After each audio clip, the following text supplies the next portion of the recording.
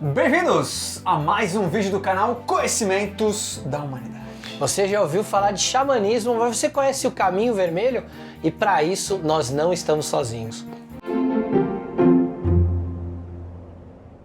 Sim, hoje estamos aqui com o Eric. Eric, muito obrigado. Obrigado, eu que agradeço. Pela sua visita aqui ao canal. E aí, bem-vindo. Valeu, muito bom estar aqui com vocês. O Eric, ele escreveu um livro sensacional, tô com o livro aqui na mão. O Guerreiro do Caminho Vermelho e os Animais de Poder. A gente já falou bastante de animais de poder aqui no canal. Muita gente às vezes pergunta como é que eu descubro o meu animal de poder, o que é o animal de poder, o que ele representa. Então a gente tem um livro fantástico aqui para falar sobre isso.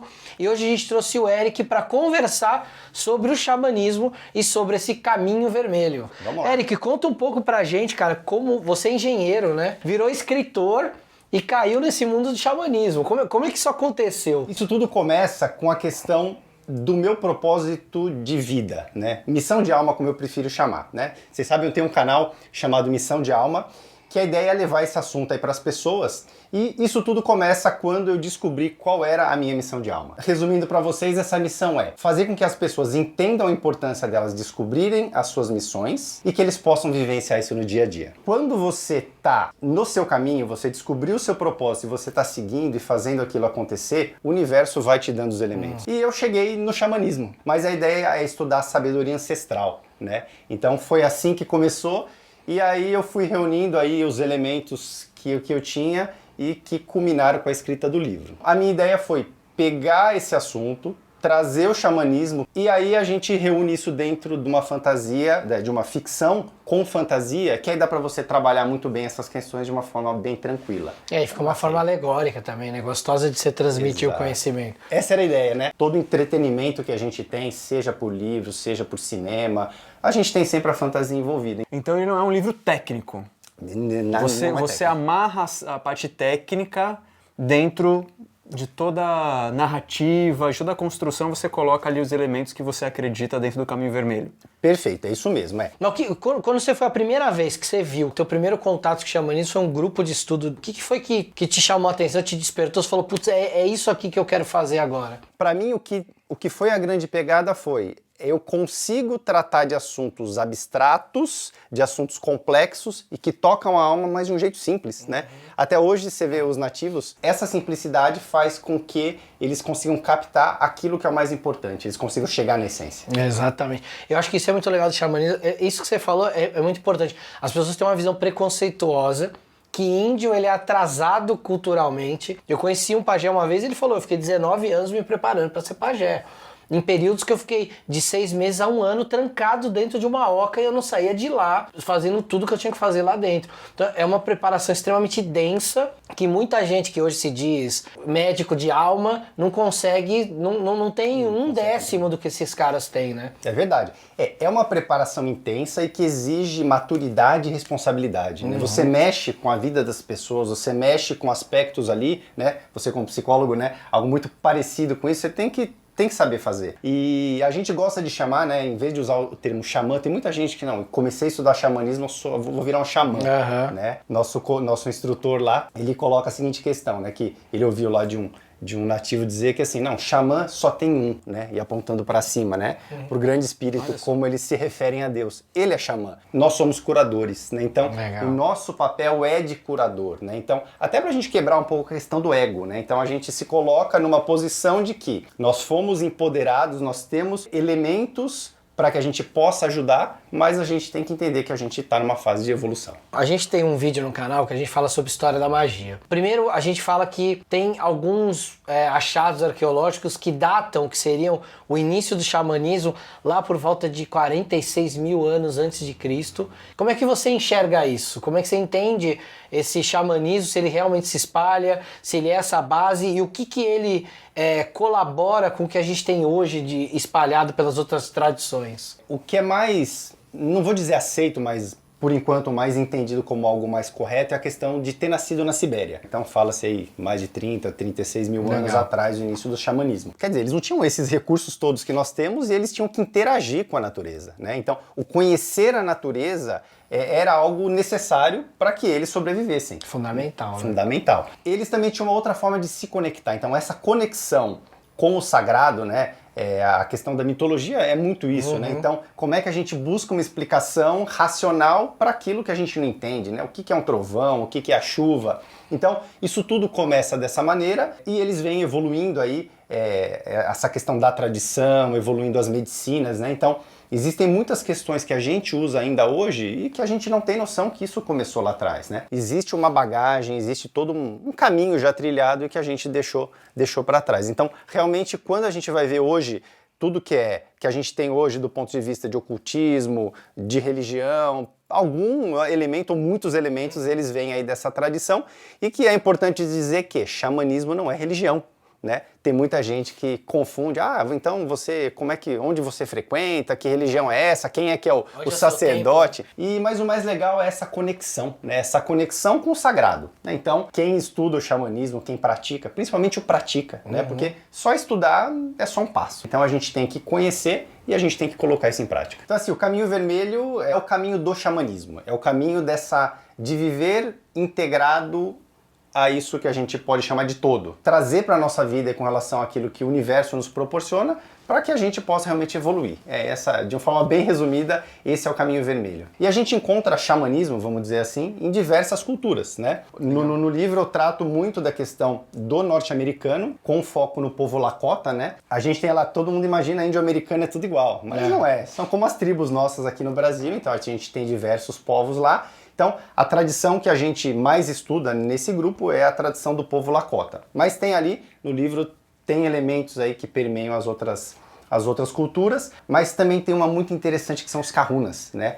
No Havaí a gente tem os povos antigos do Havaí, que são os Kahunas. Então, Kahunas, eles eram os guardiões do conhecimento. Que conhecimento, né? É esse conhecimento de como a gente pode se integrar, como é que a gente usa o poder da natureza, o poder divino, para a gente poder seguir em frente de uma forma tranquila. E eles têm aí uma forma de integração com os elementos muito forte. Né? Então os Kahunas, eles interagem, né? Os mais avançados, mais desenvolvidos, eles conseguem interagir com elementos, com a própria água, com o próprio fogo. Interagir com fogo sem queimar a mão não é mágica, é simplesmente respeitar aquele elemento, entender essa conexão, tudo é energia, né? Se o fogo é energia e eu sou energia, essa conexão, quando feita da forma adequada, vai permitir que eu faça essa interação. Então, isso permeia diversas culturas, e essa do Havaí é bastante interessante. Legal. Aqui na América do Sul, os nossos índios praticam um xamanismo de caminho vermelho? Praticam o xamanismo da América do Sul, né? Assim, é diferente. Então, assim, a tradição é muito diferente, né? Começa pelas crenças, né, que se tem. Existe uma diferença bastante grande entre o xamanismo do norte-americano e o aqui na América do Sul com relação à conexão. A conexão ela é muito importante no desenvolvimento dos nossos trabalhos, né? Aquilo que a gente faz como curador ou como autocurador também. Como é que o índio brasileiro, aqui na América do Sul em geral, faz? Usa ayahuasca. Como é que o índio norte-americano faz? É o tambor. A vibração do tambor, ela trabalha a sua vibração e permite que você entre numa vibração para acessar determinada questão que precisa ser trabalhada. O toque do tambor também ele tem ritmo, né, o número de batidas, então isso tudo em função do que se quer atingir, você trabalha com ele de uma forma diferente, né? Então no livro a ideia de trabalhar essa questão mística com a questão da fantasia, ele leva para isso também, né? Então a gente pode se conectar com algo mágico, a gente tem magia dentro da gente e a gente tem que saber como trabalhar. E quando você faz essa conexão aí através do tambor para que você possa ter uma determinada experiência, realmente é muito legal. Então, a ideia foi trazer para o livro esse tipo de experiência, falar um pouquinho disso para que as pessoas entendam que aquilo é possível. Tem diversas pessoas, diversos facilitadores que fazem esse trabalho, né?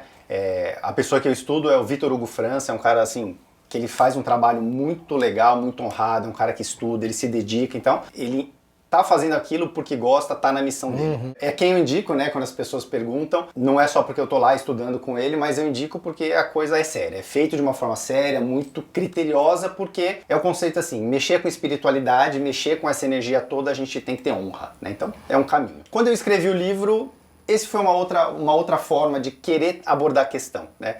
Então qual foi a visão até de escrever o livro? As pessoas, às vezes, quando ouvem falar, né, em desenvolvimento pessoal, espiritualidade, tem uma certa restrição, né? Então, o livro ele aborda esse assunto do xamanismo, né? Então, eu começo até o livro falando de tecnologia, né? Então, ele trabalha lá um jogo de MMO, né? Legal. Então, isso é bem legal porque até para quebrar um pouco, meu público-alvo é um público que curte essa questão, ou curte, ou já curtiu. Então, foi trazer dentro de uma ficção um assunto bastante sério. Então, ali tem algumas vivências, alguns conceitos que são aqueles que a gente faz mesmo, aquilo que a gente vivencia, né? Lógico que não dá pra gente colocar algumas questões no livro, porque exige que você esteja dentro de um trabalho diferenciado, você tem que ter ali uma egrégora trabalhando junto, né, com você para aquilo acontecer. Mas ali tem ali bastante elementos, né, quase a totalidade, então questões muito legais ali, como resgate de alma, que é um assunto bem interessante no xamanismo, o próprio animal de poder aí que tá dentro do título. Então, a ideia foi trazer para esse livro esses elementos. Então, a pessoa pode tomar contato com aquilo de uma forma bem legal e, se gostar, ali tem muita informação, aí depois ela pode aprofundar estudando outra coisa. Legal. Aí a ideia é que ela descubra o animal de poder dela depois e também construa o seu próprio totem. Exatamente. Esse negócio do animal de poder é muito legal. No xamanismo, ele é um dos pilares, vou dizer assim, né? No norte-americano, né? O animal de poder ele é muito forte. Ele vem para nos trazer aí chamar de um empoderamento, né? Ele mostra pra gente que a gente tem uma força que às vezes a gente não conhece e que nos ajuda a seguir em frente, né? Então, além da questão, quando a gente pensa na ficção, é algo que dá um movimento, né? Então você tem animais aí te ajudando a fazer alguma coisa, né? Dentro da ficção, mas isso na sua vida pode acontecer, né? E tem muita dúvida, né? Como é que eu descubro o meu animal de poder, né? Então, tem o sonho, a pessoa imagina que eu sonhei lá com a coruja, será que a coruja é meu animal? Podem ser até algumas informações que estão sendo trazidas para você, mas o encontro dele vem através de uma jornada. Existe um processo que é feito, um processo guiado, presencial, não dá para encontrar animal de poder, né, pela internet, porque exige um trabalho ali que tem que ser feito.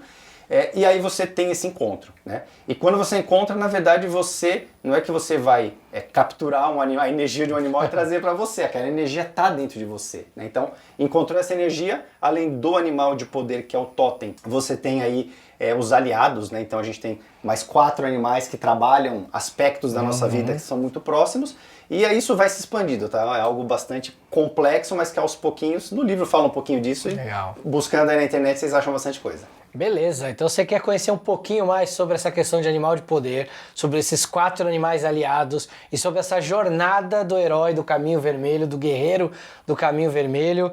Tá aqui, ó, o livro do Eric. Qual que é o nome do seu canal? Meu canal é o Missão de Alma, né? Você encontra aí como Missão de Alma ou como Eric Pieri. E lá a gente fala um pouquinho sobre a questão da missão de alma especificamente e falamos um pouquinho também sobre o livro. Vai ter os links a todos aqui embaixo na descrição desse vídeo. Eric, muito obrigado pela sua presença, foi incrível. Eu aqui agradeço aí. Valeu, Falou? Eric. Valeu. Obrigado. A gente também vai ter um vídeo, se é que já não tem, vai ter lá no canal dele, falando um pouco. Isso aí. Então, vamos entrevistar os dois aqui, ó. é isso aí. Vamos levar Então, um pouquinho desse nos vemos lá muito em breve, tá bom? Um beijo no seu coração Valeu. e até mais. Gratidão.